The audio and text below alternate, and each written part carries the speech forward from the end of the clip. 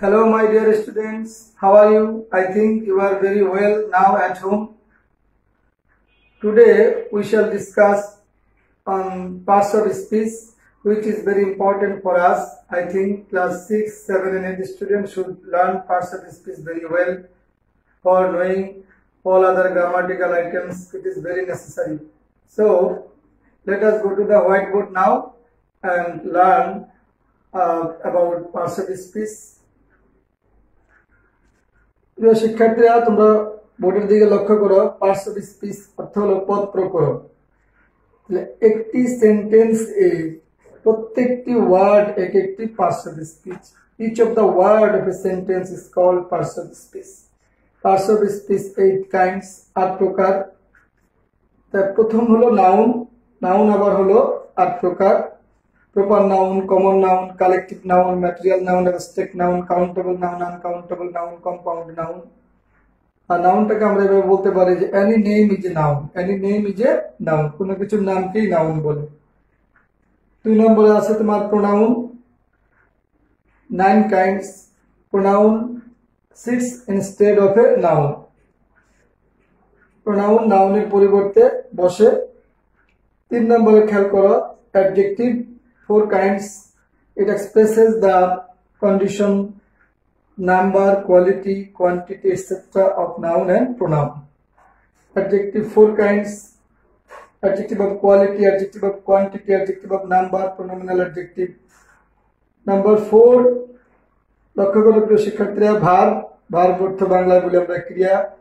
16 kinds. It is a word used to say something about person, place or thing. অর্থাৎ যে শব্দটা দ্বারা কোনো কিছু করা বা হওয়া বোঝায় তাকে আমরা কি বলবো? ভার্ব বলবো। Transitive verb, intransitive verb, finite verb, non finite verb, positive verb, auxiliary verb, principal verb, etcetera. 5 number খেয়াল করো adverb. 3 kinds. Simple adverb, interrogative adverb, relative adverb. Adverb it qualifies adjective and verb. Number 6 এ প্রিয় শিক্ষার্থীরা লক্ষ্য করো preposition. Preposition sits before noun and pronoun. Preposition হলো 7 প্রকারের, এরকম 7 kinds. Simple preposition, double preposition, compound preposition, disguised preposition, compound preposition, participle preposition, ফ্রেশাল preposition. Number 7 দেখো conjunction. 3 kinds. Correlative conjunction, coordinating conjunction. It makes relation between words, clauses and sentences. Number 8 খেয়াল করো interjection. We don't find any kinds in grammar book usually, so it expresses feeling of mind. Interjection, it expresses feeling of mind. প্রিয় শিক্ষার্থীরা লক্ষ্য করো যে parts of speech পদ প্রকরণ। একটি সেন্টেন্সের প্রত্যেকটি ওয়ার্ড এক একটি পার্টস অফ স্পিচ। 8 প্রকারের মধ্যে আমরা noun, pronoun, adjective, verb, adverb, preposition, conjunction, interjection এর মধ্যে জানতে পেরেছি। এখন আমরা উদাহরণের মাধ্যমে এগুলো শিখে ফেলবো এবং তোমরা তোমাদের পাঠ্যপুস্তকের যে বই আছে সেই বই থেকে আরো সহযোগিতা নিবে। বিষয়টা ব্যাপক, সুতরাং অল্প পরিসরে এগুলো সবগুলো দেখানো বোঝানো খুব জটিল। তোমরা যদি বই খুলো এবং বই থেকে প্র্যাকটিস করো তাহলে তোমাদের বুঝতে শিখতে আরো বেশি সুবিধা হবে। তো 1 নম্বরে আমি উদাহরণ রাখছি, দেখো I see a bird on the tree. আমি গাছে একটা পাখি দেখি। তাহলে নামের পরিবর্তে যারা বসে সেটা হলো প্রোনাউন। তাহলে এখানে আই কি প্রোনাউন। তারপরে লক্ষ্য করো সি, দেখা, অ্যাকশন, সুতরাং এই সিটা হলো তোমার ভার্ব। আর এ এখানে নির্দিষ্টতা বোঝাচ্ছে একটা পাখি, সুতরাং এটা অ্যাডজেক্টিভ। আর বার্ড হলো একটা নাম, তোমার এটা নাউন। আর অন প্রিপোজিশন, দিও আর্টিকেল, এটা অ্যাডজেক্টিভের অন্তর্গত। ট্রি গাছ, এটা নাউন। তাহলে আমরা উদাহরণের সাথে মিলিয়ে নিলাম যে একটি সেন্টেন্সের প্রত্যেকটা শব্দই ওয়ার্ড এক একটা পদ।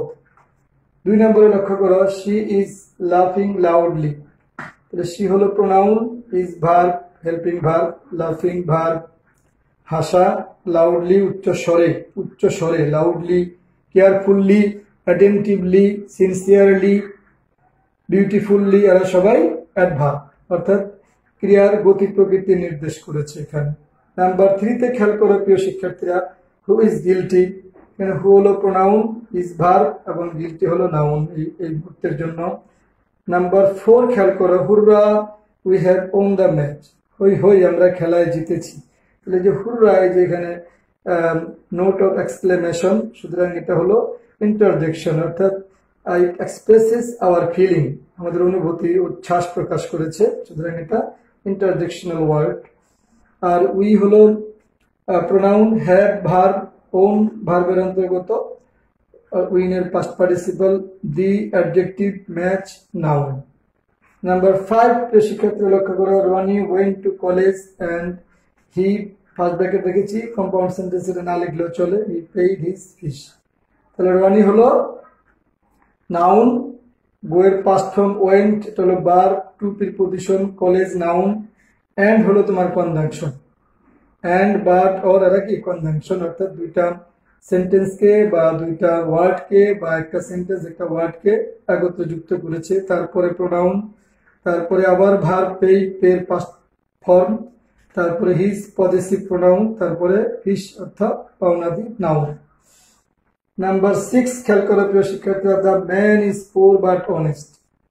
দি তো আমরা ইতিমধ্যে জেনেছি অ্যাডজেক্টিভের অন্তর্গত, man noun, is verb, poor adjective, but conjunction.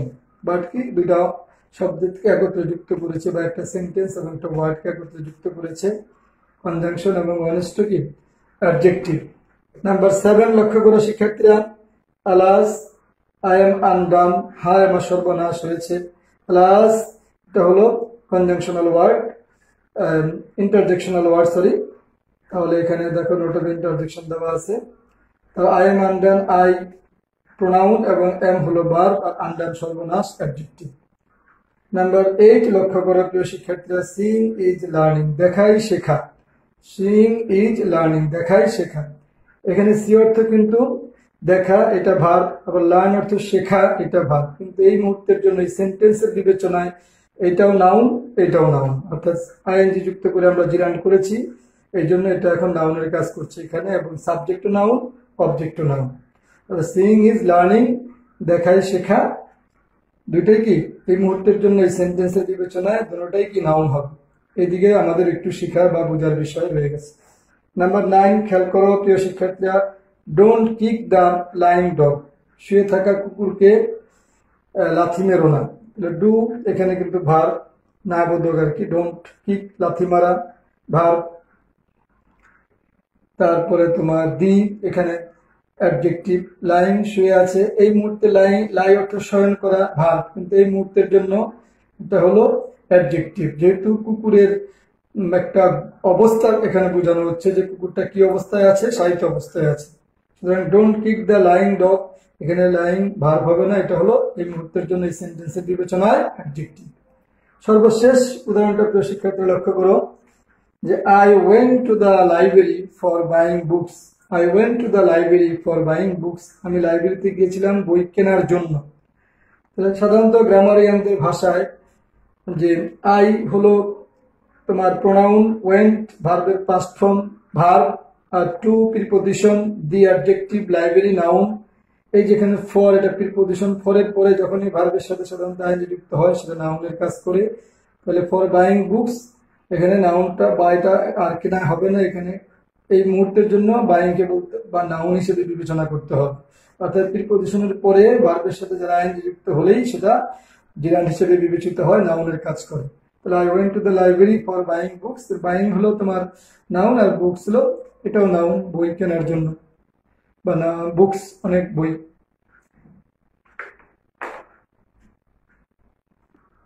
প্রিয় ষষ্ঠ সপ্তম অষ্টম শ্রেণীর শিক্ষার্থীবৃন্দ, তোমরা ইতিমধ্যে জেনেছো যে noun, pronoun, verb, adjective, preposition, conjunction, interjection, এগুলো প্রত্যেকটা শব্দ এক একটা পদের অন্তর্গত, এবং এই বিষয়গুলো আমরা যদি ব্যাকরণ ভালোভাবে জানতে চাই, ইংরেজি ভাষা শিখতে চাই, তাহলে অবশ্যই স্পষ্ট আমাদের ধারণা থাকতে হবে, যাতে আমরা সেন্টেন্স তৈরি করার সময় এখানে কি জাতীয় শব্দ বসবে কোন পার্টস অফ স্পিচ এখানে বসবে সেটা যাতে কনফার্ম করা যায়।